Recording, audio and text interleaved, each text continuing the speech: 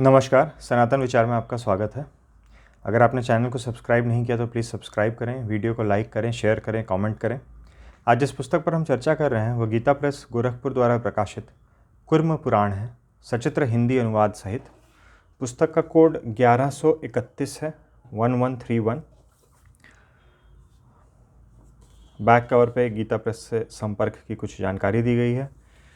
मेरे पास जो प्रति है उसका मूल्य 170 रुपये है। कुल पृष्ठ पुस्तक में 496 है, 496। प्रकाशक द्वारा नम्र निवेदन है, इसका कुछ अंश मैं आपको पढ़ के सुना दूं। महापुराणों की सूची में 15वें पुराण के रूप में परिगणित कुर्म पुराण का विशेष महत्व है। सर्वप्रथम भगवान विष्णु ने कुर्म अवतार धारण करके इस पुराण को राजा इंद्रद्युम्न को सुनाया था। पुनः भगवान कुर्म ने उसी कथानक को समुद्र मंथन के समय इंद्र आदि देवताओं तथा नारद आदि ऋषिगणों से कहा। तीसरी बार नैमिषारण्य के 12 वर्षीय महासत्र के अवसर पर रोमहर्षण सूत के द्वारा इस पवित्र पुराण को सुनने का सौभाग्य 88,000 ऋषियों को प्राप्त हुआ। भगवान कुर्म के द्वारा कथित होने के कारण ही इस पुराण का नाम कुर्म पुराण विख्यात हुआ है। तो चूंकि ये भगवान कुर्म द्वारा कथित है, इसलिए इस पुराण का नाम कुर्म पुराण है। रोमहर्षण सूत तथा सौनक आदि ऋषियों के संवाद के रूप में आरंभ होने वाली इस पुराण में सर्वप्रथम सूत जी ने पुराण लक्षण एवं 18 महापुराणों तथा उप पुराणों के नामों का परिगणन करते हुए भगवान के कुर्म अवतार की कथा का सरस विवेचन किया है। कुर्म अवतार के ही प्रसंग में लक्ष्मी की उत्पत्ति, महात्म्य, लक्ष्मी तथा इंद्रद्युम्न का वृतांत, इंद्रद्युम्न के द्वारा भगवान विष्णु की स्तुति, वर्ण, आश्रम और उनके कर्तव्य का वर्णन तथा परब्रह्म के रूप में शिव तत्व का प्रतिपादन किया गया है। तदनंतर सृष्टि वर्णन, कल्प, मनवंतर तथा युगों की काल गणना, ये हो गया आपका जो पुराण पंचलक्षण है। वराह अवतार की कथा, शिव पार्वती का चरित्र, योग शास्त्र, वामन अवतार की कथा, सूर्य चंद्र वंश वर्णन, अनसुईया की संतति वर्णन तथा यदुवंश के वर्णन में भगवान कृष्ण के मंगलमय चरित्र का सुंदर निरूपण किया गया है।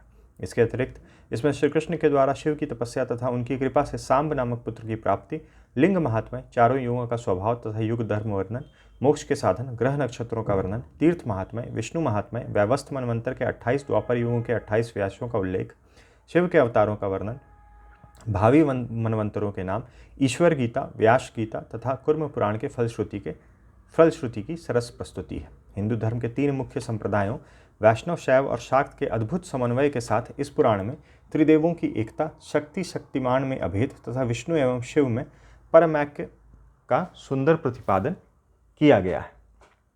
कल्याण वर्ष 71वें के विशेषांक रूप में इसे पूर्व प्रकाशित किया गया था और अब इसे पुनः जो है वो पुराण रूप में, ग्रंथ रूप में प्रकाशित किया जा रहा है। अब पुराण विमर्श जो पुस्तक है, जिस पर पुराण प्लेलिस्ट में वीडियो उपलब्ध है और अन्य समीक्षात्मक ग्रंथों पर भी वीडियो उपलब्ध है, उसमें जो कुर्म पुराण का परिचय दिया गया है वो मैं आपको पढ़ के सुना दे रहा हूँ कुछ अंश। उससे भी पुराण के बारे में कुछ विशेष जानकारी मिल जाएगी। इस पुराण से पता चलता है कि इसमें 4 संहिताएं थी, यानी कि कुर्म पुराण में ओरिजिनली 4 संहिताएं थी। ब्रह्मी संहिता, भागवती संहिता, सौरी और वैष्णवी संहिता। परंतु आजकल केवल ब्रह्मी संहिता ही उपलब्ध है। तो ये जो कुर्म पुराण नाम से जो हम ग्रंथ अब देखते हैं, ये जो ओरिजिनली 4 संहिताएं थी उसमें से केवल एक संहिता है ब्रह्मी संहिता, और अब वही कुर्म पुराण नाम से प्रकाशित होती है और डिस्ट्रीब्यूट होती है, मुद्रित होती है। परंतु आजकल केवल ब्रह्मी संहिता ही उपलब्ध होती है और उसी का नाम कुर्म पुराण है। भागवत तथा मत्स्य पुराणों के अनुसार इसमें 18,000 श्लोक होने चाहिए, परंतु उपलब्ध पुराण में केवल 6,000 ही श्लोक मिलते हैं, अर्थात मूल ग्रंथ का केवल तृतीयांश ही उपलब्ध है। विष्णु भगवान ने कुर्म अवतार धारण कर इंद्रद्युम्न नामक विष्णु भक्त राजा को इस पुराण का उपदेश दिया था, इसलिए यह कुर्म पुराण नाम से अभिहित किया जाता है। इसमें सब जगह शिव के ही मुख्य देवता के रूप में वर्णित है और यह स्पष्ट उल्लिखित है कि ब्रह्म, विष्णु और महेश में किसी प्रकार का अंतर नहीं है। ये एक ही ब्रह्म के पृथक पृथक 3 मूर्तियां हैं। इस ग्रंथ में शक्ति पूजा पर भी बड़ा जोर दिया गया है। शक्ति के सहस्त्र नाम यहाँ दिए गए हैं। विष्णु शिव के रूप तथा लक्ष्मी गौरी की प्रतिकृति बतलाई गई हैं। शिव देवाधिदेव के रूप में इतने महत्वपूर्ण रूप से वर्णित किए गए हैं कि उन्हीं के प्रसाद से भगवान कृष्ण जाम्बवती की प्राप्ति में समर्थ होते हैं। इस पुराण में 2 भाग हैं। पूर्व भाग में 52 अध्याय हैं और उत्तर भाग में 44 अध्याय हैं। पूर्व भाग में सृष्टि प्रकरण के अनंतर पार्वती की तपश्चर्या तथा इसके सहस्त्र नाम का वर्णन है। इसी भाग में काशी और प्रयाग का महात्म्य दिया गया है। उत्तर भाग में ईश्वर गीता तथा व्यास गीता है। ईश्वर गीता में भगवत गीता के ढंग पर ध्यान योग के द्वारा शिव के साक्षात्कार का वर्णन है। व्यास गीता में चारों आश्रमों के कर्तव्य कर्मों का वर्णन महर्षि व्यास के द्वारा किया गया है। इस पुराण के उपक्रम में यही पता चलता है कि मूल रूप में इसमें 4 संहिताएँ थी और आजकल ब्रह्मी संहिता ही उपलब्ध है। तो ये पुराण विमर्श के अनुसार परिचय है कुर्म पुराण का। ये विषय सूची है, पूर्व विभाग आप यहाँ देख सकते हैं जैसा कि अभी हमने सुना। और विषय सूची में विस्तार से नहीं देख रहा हूँ क्योंकि यहाँ 51 अध्याय दिए हुए हैं इसके अनुसार, गीता प्रेस के अनुसार पूर्व विभाग में, और ऊपरी विभाग में फिर 44 अध्याय दिए गए हैं। तो विषय वस्तु हमने अभी पुराण विमर्श के परिचय में और यहाँ नम्र निवेदन में भी देख लिया है, इसलिए विषय सूची पे मैं अभी चर्चा नहीं कर रहा हूँ।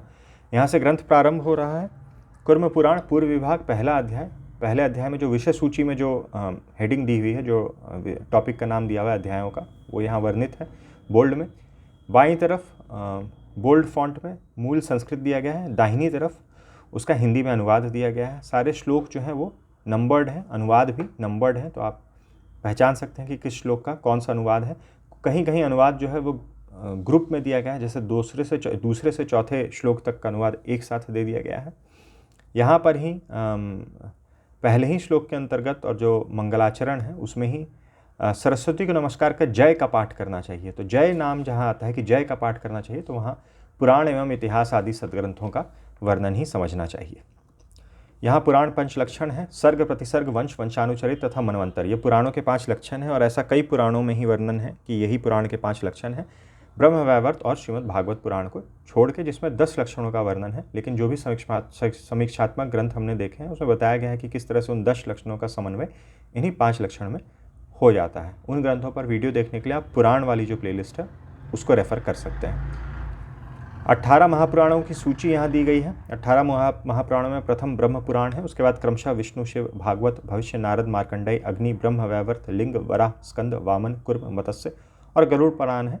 और भगवान वायु के द्वारा कहा गया 18वां पुराण ब्रह्मांड पुराण के नाम से जाना जाता है। और फिर उप पुराणों की सूची दी गई है। सनत कुमार उप पुराण, दूसरा नरसिंह पुराण, स्कंद कुमार के द्वारा कथित तीसरा स्कंद पुराण, एक स्कंद पुराण महापुराण में भी और एक स्कंद यहाँ उप पुराण में भी लिस्टेड है। फिर शिव धर्म पुराण, महर्षि दुर्वासा के द्वारा कहा गया आश्चर्य पुराण, देवर्षि नारद के द्वारा कहा गया नारद पुराण। अब यहाँ भी एक नारद पुराण आ रहा है, यहाँ भी एक नारद पुराण आ रहा है। तो एक नारद पुराण नाम से आता है, एक बृहद नारदीय पुराण से आता है। दोनों को लेके थोड़ा बहुत कन्फ्यूजन है, अभी के समय में भी थोड़ा बहुत कन्फ्यूजन है मुझे ऐसा लगता है। जब हम नारद पुराण पर चर्चा करेंगे तो इस विषय को देखेंगे। इसी प्रकार कपिल पुराण, 8वां मानव पुराण, शुक्राचार्य द्वारा प्रोक्त उष्णा नामक 9वां पुराण, 10वां ब्रह्मांड, 11वां वरुण, 12वां कालिका पुराण, 13वां माहेश्वर पुराण, फिर सांब पुराण, 16वां पराशर महर्षि पराशर के द्वारा कहा गया है पराशर पुराण, मारीच पुराण और 18वां भार्गव पुराण। तो उप पुराणों की सूची में भी अलग अलग जगहों पे देखने पे थोड़े बहुत अंतर दिखते हैं। जो संहिताओं की बात आई थी वो खुद ही इसी पुराण के इस खंड में लिखा हुआ है। ब्रह्मी, भागवती, सौरी और वैष्णवी नामक इस कुर्म पुराण की 4 पवित्र संहिताएं हैं। धर्म, अर्थ, काम तथा मोक्ष इस प्रकार चतुर्वेद पुरुषार्थ को देने वाली कही गई हैं। यह ब्रह्मी संहिता है। तो ये जो हम देख रहे हैं ग्रंथ, ये केवल ब्रह्मी संहिता है। और भागवती, सौरी और वैष्णवी नामक जो संहिताएं हैं वो अब फिलहाल तो लॉस्ट हैं। आगे कभी अगर कोई पांडुलिपि मिलती है, कोई प्रकाशन उसको प्रकाशित करते हैं तो फिर वो भविष्य की बात हो सकती है। सचित्र पुस्तक है, कलर्ड पॉलिश्ड पेजेस पे कुछ चित्र दिए गए हैं। श्री शिव पार्वती द्वारा श्री कृष्ण को वरदान जो पुत्र प्राप्ति से संबंधित है। भगवान शिव, पार्वती, उमा, हेमवती देवी, भगवान वराह द्वारा भूदेवी का उद्धार, आचार्य उपमन्यु और भगवान श्री कृष्ण, भगवान माया वामन का यज्ञ वाट में पूजन, सप्ताश्व वाहन भगवान सूर्य, सप्ताश्व भगवान वाहन भगवान सूर्य, भगवान कुर्म रूप में। यहाँ विभिन्न आश्रमों का वर्णन आया था। तो यहाँ आश्रमों के अंतर्गत भी जो अलग अलग प्रकार के भेद होते हैं उनका वर्णन किया गया है। जैसे ब्रह्मचारी के 2 भेद होते हैं, उपकुर्वाण और नैष्ठिक ब्रह्मत्व पर। गृहस्थ आश्रम भी 2 प्रकार का है, उदासीन और साधक। वैसे ही वानप्रस्थ में भी तापस नामक वानप्रस्थ कहलाया और सन्यासिक वानप्रस्थी कहलाया। और सन्यास में पारमेष्ठिक और योगी, इस प्रकार से पारमेष्टिक सन्यासी के भी फिर आगे 3 भेद हैं, ज्ञान सन्यासी, वेद सन्यासी, कर्म सन्यासी, विभिन्न इनके भेद दिए गए हैं। यहाँ अलग अलग आश्रमों में और फिर जो चिन्ह धारण है उससे संबंधित वर्णन है। ब्रह्मा जी की आयु का वर्णन, युग, मनवंतर तथा कल्प आदि काल की गणना, प्राकृत प्रलय और काल की महिमा का वर्णन। तो यहाँ पर काल यानी कि मनवंतर, जो पुराण के 5 लक्षण होते हैं उसमें जो मनवंतर संबंधित वर्णन आता है उसका है कि ब्रह्म की आयु कितने वर्ष की होती है, फिर उसमें विभिन्न मनवंतर कितने होते हैं, कितने वर्ष के विभिन्न युग होते हैं, इसकी जानकारी दी गई है। यहाँ पर ही हिमवान यानी कि हिमालय, वो परमेश्वरी की 1008 नामों से उनकी स्तुति करने लगे। अध्याय 11वां है ये कुर्म पुराण के पूर्व भाग का।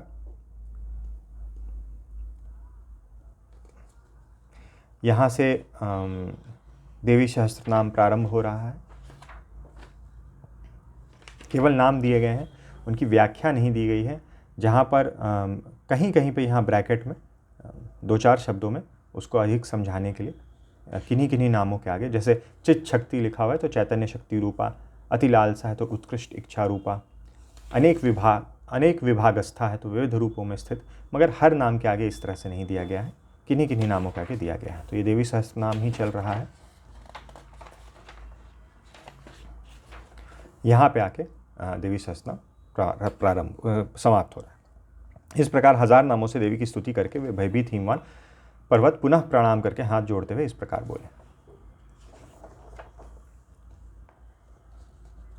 यहाँ पर नरसिंह अवतार का वर्णन है। जैसा विभिन्न पुराणों में हम देखते हैं, थोड़ा बहुत जो कथाएं हैं उनमें थोड़ा सा अंतर आ जाता है। वो पुराण के हिसाब से, पुराण में जो जिन भी देवी देवता को परब्रह्म रूप माना गया है उनके अनुसार थोड़ा बहुत कथा में अंतर आ जाता है। यहाँ 20वां अध्याय जहाँ इक्ष्वाकु वंश का वर्णन प्रसंग है और उसी प्रसंग के अंतर्गत श्री राम कथा का प्रतिपादन है। उसमें श्री राम द्वारा सेतु बंधन, रामेश्वर लिंग की स्थापना, शंकर व पार्वती का प्रकट होकर रामेश्वर लिंग के महात्म्य को बतलाना, श्री राम की लव कुश पुत्रों की प्राप्ति तथा इक्ष्वाकु वंश के अंतिम राजाओं का वंश वर्णन, इसी के अंतर्गत श्री राम कथा का वर्णन आता है। उसी प्रकार से यहाँ यदुवंश के वर्णन के अंतर्गत कृष्टुवंशी राजाओं का वृतांत, राजा नवरथ की कथा, सातत्व वंश वर्णन में अक्रूर की उत्पत्ति, राजा अनक दुदुन्दुभि का आख्यान, कंस एवं वासुदेव देवकी की उत्पत्ति, वासुदेव का वंश वर्णन, देवकी के अन्य पुत्रों की उत्पत्ति, रोहिणी से संकर्षण, बलराम तथा देवकी से श्री कृष्ण का आविर्भाव, वासुदेव कृष्ण का वंश वर्णन। तो यहाँ श्री कृष्ण चरित्र का थोड़ा बहुत वर्णन आ जाता है। लिंग शब्द को अलग अलग अर्थों में लिया जाता है। जैसे श्रीमद् भगवद गीता का शांकर भाष्य अगर आप देखेंगे तो वहाँ लिंग को सब स्पष्ट रूप से चिन्ह के रूप में लिया गया है, अर्थ में लिया गया है कई जगहों पे। यहाँ पर लिंग का अर्थ बताया गया है कारण। लिंग का अर्थ है कारण। यहाँ प्रसंगानुसार लिंग का अर्थ मूल कारण है। मूल कारण परमेश्वर ही है, वह ज्योति स्वरूप, अक्षर एवं आनंद स्वरूप है, इसलिए यहाँ लिंग को ज्योति स्वरूप, आनंद रूप कहा गया है। ऐसे अलग अलग संदर्भों के हिसाब से अलग अलग अर्थ हो सकते हैं। तो यहाँ पर एक जगह पे फुटनोट में लिंग का अर्थ कारण अथवा मूल कारण दिया गया है। 30वां अध्याय है। यहाँ से वाराणसी के कई लिंगों का महात्म्य प्रारंभ होता है, जो सिर्फ 30वें अध्याय में नहीं, आगे के भी कई अध्यायों में है। 30वें अध्याय से प्रारंभ हो रहा है, जहाँ ओमकारेश्वर और कृतवासेश्वर लिंग का महात्म्य, शंकर के कृतवासा नाम पढ़ने का वृतांत यह दिया गया है। और इसके आगे भी देखेंगे 31वां तो है कर्पदीश्वर लिंग का महत्व, पिशाच मोचन कुंड में स्नान करने की महिमा, वहाँ स्नान करने से पिशाच योनि से मुक्ति प्राप्त करने का आख्यान, शंकुकर्ण की कथा तथा शंकुकर्ण कृत ब्रह्मपारस्तव। तो ब्रह्मपारस्तव इसमें भी है। यहाँ पर मध्यमेश्वर महादेव और मंदाकिनी की महिमा का वर्णन है, ब्रह्मतीर्थ का आख्यान, विश्वेश्वर लिंग का पूजन। तो इस प्रकार से विभिन्न शिवलिंगों के महात्म्य का वर्णन आता है यहाँ पे। इस जगह पे एक हमने महाभागवत देवी पुराण जो है उसमें एक जगह पे लिखा हुआ था कि किस ब्रह्मांड से आए। तो इसी प्रकार से यहाँ भी मल्टीपल ब्रह्मांडों का, कई ब्रह्मांडों का वर्णन एक जगह आ रहा है। प्रधान कारण रूप और अव्यय आत्मा के स्वरूप सर्वव्यापी होने के कारण इस प्रकार के हजारों करोड़ ब्रह्मांड है, ऐसा समझना चाहिए। तो यहाँ भी मल्टीवर्स का एक तरह से कह सकते हैं वर्णन है। कलयुग में महादेव के अवतारों तथा उनके शिष्यों का वर्णन, भविष्य में होने वाले 7 मनवंतरों का नाम परिगणना, कुर्म पुराण के पूर्व विभाग का उपसंहार। तो यहाँ पे महादेव के अवतारों और उनके शिष्यों का वर्णन आ रहा है और पूर्व विभाग का उपसंहार हो जा रहा है। ये 51वां अध्याय है यहाँ पे। फिर एक ये चित्र है, यहाँ से ऊपरी विभाग प्रारंभ हो रहा है ईश्वर गीता के साथ। ईश्वर गीता प्रारंभ, ये अलग से हेडिंग दी गई है। ईश्वर गीता के ऊपर हमने वीडियो बनाया हुआ है जो इसी कुर्म पुराण से ही लेकर वो ईश्वर गीता है, वो व्याख्या के साथ है। पीताम्बरा पीठ द्वारा प्रकाशित जो गीता वाली प्लेलिस्ट है उसमें आप वो पुस्तक देख सकते हैं। तो ये पूरी ईश्वर गीता ही चल रही है 11वें अध्याय तक। फिर 12वां जो अध्याय है, यहाँ पर ब्रह्मचारी धर्म, यज्ञोपवीत आदि के संबंध में विविध विवरण, अभिवादन की विधि, माता पिता और गुरु की महिमा, ब्रह्मचारी के सदाचार का वर्णन। यहाँ से व्यास गीता प्रारंभ हो रही है। ऐसा आप देख सकते हैं। व्यास जी बोले, ऋषियों, आप लोग ब्राह्मणों को आत्यांतिक शाश्वत फल प्रदान करने वाले अभी कहे जा रहे सनातन कर्म योग को सुने। और इसके बाद से जो है वो व्यास गीता प्रारंभ हो रही है।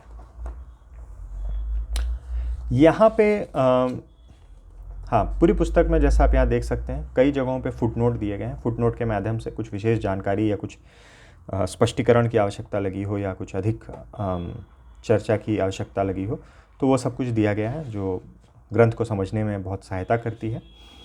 ये हम देख रहे हैं पूर्व विभाग का 17वां अध्याय। यहाँ कुछ लोगों का अनुवाद नहीं दिया गया है और इसके बारे में फुटनोट पे कोई टिप्पणी भी नहीं की गई है। यहाँ आप देख सकते हैं 26वें से 30वें श्लोक तक का ये अनुवाद है और उसके बाद सीधे 42वें से 45वें श्लोक का, यानी कि 42 से 45 श्लोक संख्या 31 से लेकर के श्लोक संख्या 41 तक का अनुवाद नहीं दिया गया है। क्यों नहीं दिया गया है, क्या कारण है, इस बारे में कोई टिप्पणी भी नहीं दी गई है। यहाँ फिर वही व्यास गीता ही चल रहा है। उसी के अंतर्गत गृहस्थ के नित्य कर्मों का वर्णन, प्रातः स्नान की महिमा, 6 प्रकार के स्नान, संध्योपासन की महिमा, संध्योपासन विधि, सूर्योपस्थापन के महात्म्य, सूर्य हृदय स्तोत्र, अग्निहोत्र की विधि, इसमें सूर्य हृदय स्तोत्र भी है, पंचमहायज्ञों की महिमा और उनका विधान इत्यादि दिए गए हैं। इसमें एक विशेष टिप्पणी भी दी गई है इस अध्याय के संदर्भ में। इस अध्याय में गृहस्थ के प्रायः सभी अनुष्ठानों का वर्णन है पर क्रम से नहीं है। क्रम का ज्ञान गृहसूत्र, आहलिक सूत्रावली, नित्य कर्म विधि आदि ग्रंथों से करना चाहिए। इस अध्याय का उद्देश्य सभी कर्मों का परिचय कराना है, कर्मों का क्रम बताना उद्देश्य नहीं है। तो ये प्रकाशक की ओर से यह टिप्पणी है। फिर जिस प्रकार से हमने देखा है विभिन्न पुराणों में श्राद्ध जो है वो एक इंपॉर्टेंट टॉपिक होता है। तो यहाँ 20वें अध्याय से श्राद्ध प्रकरण प्रारंभ हो रहा है। श्राद्ध प्रकरण, श्राद्ध के प्रशस्त दिन, विभिन्न तिथियां, नक्षत्रों और वारों के लिए जाने वाले श्राद्धों के विभिन्न फल, श्राद्ध के 8 भेद, श्राद्ध के लिए प्रशस्त स्थान, श्राद्ध में विहित और निषिद्ध पदार्थ इत्यादि। फिर और भी कई अध्यायों में ये इसकी चर्चा है। यहाँ भी श्राद्ध संबंधित ये अध्याय 23वां है। इसमें एक स्पष्टीकरण दिया गया है या डिस्क्लेमर कह सकते हैं दिया गया है प्रकाशक द्वारा। इस अध्याय में श्राद्ध एवं अशौच के विधान संक्षेप में सांकेतिक मात्र है। इसी आधार पर निर्णय नहीं लेना चाहिए। विभिन्न निबंध ग्रंथों से, और निबंध ग्रंथ क्या होते हैं इसके लिए आप धर्मशास्त्र अंक करके कर्मकांड वाली प्लेलिस्ट में या फिर कल्याण विशेषांक वाली प्लेलिस्ट में आपको मिल जाएगा। तो वहाँ पे धर्मशास्त्र अंक में निबंध ग्रंथों के बारे में बहुत अच्छी जानकारी दी गई है। गीता प्रेस द्वारा प्रकाशित पुस्तक है। और कर्मकांड वाले प्लेलिस्ट में आपको कुछ निबंध ग्रंथ भी मिल जाएंगे और भी कई निबंध ग्रंथ आते हैं जो हम धीरे धीरे आगे चल के कवर करेंगे।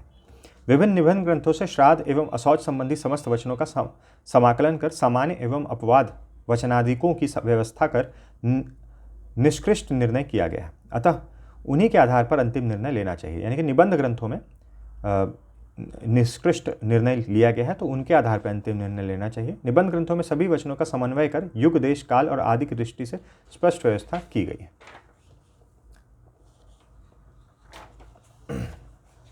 यहाँ दान भी एक इम्पॉर्टेंट टॉपिक होता है पुराणों में। तो यहाँ दान धर्म का निरूपण और विभिन्न प्रकार के जो दान हैं उनके भेद हैं उन सब की चर्चा की गई है। ये अंतिम अध्याय है 44वां अध्याय पूर्व विभाग का। इसमें प्राकृत प्रलय इत्यादि का वर्णन है। उसके बाद कुर्म पुराण की विषय अनुक्रमणिका का भी इसमें वर्णन किया गया है। कुर्म पुराण की फलश्रुति और पुराण की वृत्ति श्रोत्री परंपरा का प्रतिपादन इत्यादि किया गया है।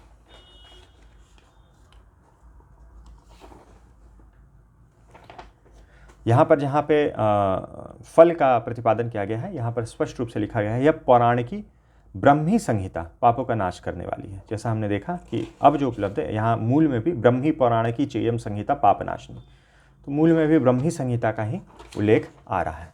पृष्ठ संख्या 496 पे ग्रंथ जो है वो समाप्त हो जा रहा है 496 पे।